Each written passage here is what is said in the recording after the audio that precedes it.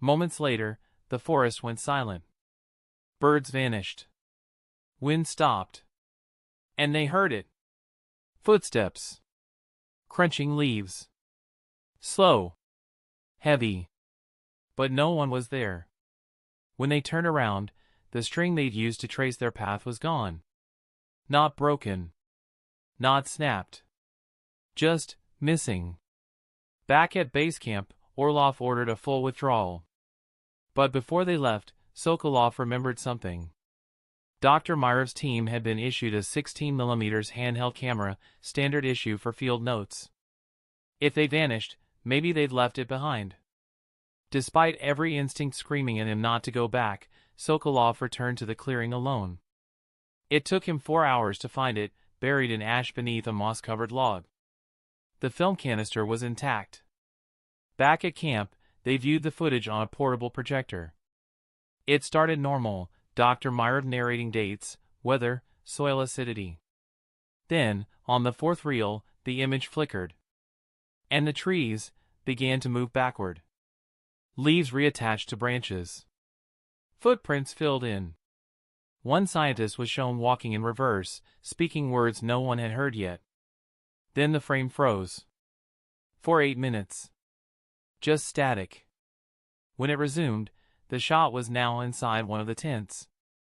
But the tent was empty. Still, the sleeping bags moved, as if someone was breathing inside. Dr. Myrov's voice came through faintly. They see us even when we don't move. Then, screaming. Human and inhuman. The film ended. Orlov destroyed the reel. He said nothing to the ministry. Instead, he burned the camp. But years later, he wrote one line in his retirement diary. Time didn't eat them. It spat them out somewhere else. 2 years later, in 1985, a meteorological station 40 kilometers east of Lesavoy Trud recorded an anomaly. At exactly 4:17 a.m., a sound wave, with no seismic origin, was picked up by 3 independent listening posts. It lasted exactly 31 seconds. And matched, almost perfectly, a human scream. But here's the strangest part. The exact same scream, decibel for decibel, was recorded on a reel-to-reel tape in 1978. 5 years before the Lesavoy Trud expedition. Same duration. Same frequency. Same harmonic distortion. The voice was analyzed. According to the KGB linguistics lab, it matched one person. Dr. Anatoly Myrov. The conclusion? Officially, a data overlap. Unofficially, evidence of backward wave propagation. In other words, the forest had screamed in the future. And the past heard it first. In August 1987, for years after the incident, a forestry warden named Boris Yefremov reappeared at a checkpoint near the village of Ust-Kulim, roughly 50 kilometers from Lesavoy Trud. He was barefoot. His uniform was scorched at the seams. And he had a fractured wrist, but no idea how it happened. When asked where he'd come from, he replied, "I was on my route. I remember pine trees." Then, it got quiet.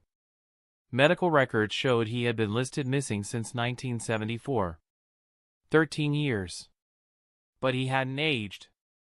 He still looked 43. When doctors examined him, they found cellular markers consistent with someone only missing a week. His last memory? Finding a compass that pointed in 2 directions. He remembered holding it up, then hearing a loud snap, like a branch breaking. Then darkness. 2 full day cycles of data. Identical. Timestamped by independent devices. They had taped him speaking about the 1407 anomaly at 1351. When asked how that was possible, he just said, "I don't remember saying it. But it's my voice. My words. Even my cough." On New Year's Eve, 1995, the village of Pisma, the closest settlement to Lesavoy Trud, reported a sudden blackout. For 47 minutes, the village lost power. As if whoever had made them was leaving. But no one had seen anyone arrive. And nothing was missing. Except one thing. The village clock tower, a mechanical relic that hadn't worked in years, was now ticking again. But the hands didn't move clockwise. Or counterclockwise. They ticked, inward. Toward each other. Every hour. And in the dead center, a new crack. None of them had any explanation. And one old woman, 91 years old, simply said, "We didn't bring back the forest. It followed them home." The voice on the emergency frequency. Emergency frequencies are reserved for life or death situations. But what if the voice asking for help doesn't belong to anyone still alive? In November 1992, air traffic controllers at the FAA Regional Center in Aurora, Illinois, began receiving a strange signal on 121.5 MHz, the international emergency frequency, monitored 24/7. The signal was faint, scratchy, but undeniably human. It was a woman's voice, repeating the same message. "Mayday, mayday, they're not breathing, mayday." The voice didn't identify an aircraft, didn't give coordinates, didn't respond to hails. But here's the thing, 121.5 is only supposed to be used by aircraft in distress. Not people on the ground. Not hobbyists. Not ghosts. Controllers initially thought it was a malfunction. Or a prank. Until multiple pilots flying over northern Illinois also reported hearing the same transmission. In identical words. Over and over again. Even stranger, some pilots heard it in clear skies. Others heard it in heavy snow. But all of them agreed on one detail. The voice was crying. Over the next 2 days, FAA technicians attempted to triangulate the source of the signal. What they found was baffling. The origin point seemed to move. One moment, it was near Joliet. Then suddenly, 40 miles west near DeKalb. Then north. Then east. Always within a 100-mile radius. But never in one place long enough to trace. One technician, Greg Harmon, noted that the voice always repeated the phrase, "They're not breathing." But sometimes she said it slightly differently. Like, "They're not breathing anymore. They stopped breathing. Help! They're not breathing." But the distress never changed. Greg also noticed a strange feedback tone beneath her voice, a kind of repeating pulsing throb, almost like a heartbeat. Another pilot flying into O'Hare described it as, "It sounded like someone whispering under her breath, on a loop." More pilots began reporting hearing the signal, some as far away as Cincinnati and St. Louis.